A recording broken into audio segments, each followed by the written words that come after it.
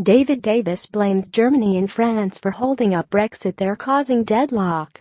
Mr. Davis also attacked the EU negotiating team for failing to compromise on key issues and said the UK had been doing all the running. Speaking to the BBC after a key speech in Berlin, Mr. Davis said, "In a negotiation you want the other side to compromise. I want them to compromise. Surprise, surprise.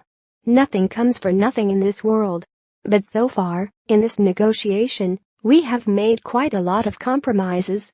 When asked if the UK needs to offer more money to speed up talks, Mr. Davis replied, "Of course they are saying that, but the other thing that is also clear is that many of them do want to move on. It's very important to them.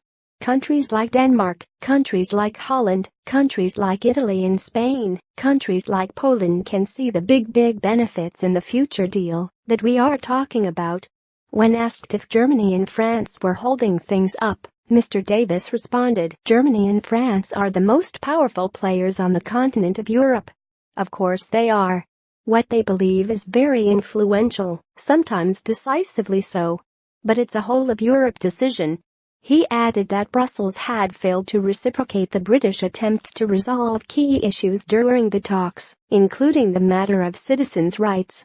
The EU claimed Brexit talks could not progress to phase 2, trade discussions, unless Britain clarified what would happen to EU nationals living in the UK once the divorce becomes official in 2019.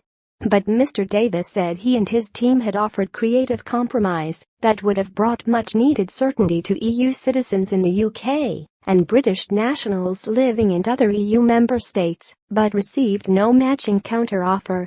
He told BBC News, "On the citizens' rights front we have made all the running. We've made all the running in terms of things like the right to vote. The European Union doesn't seem to be able to agree that everybody involved, the 3 million European in Britain and the million Brits abroad, should be able to vote. They can't do that.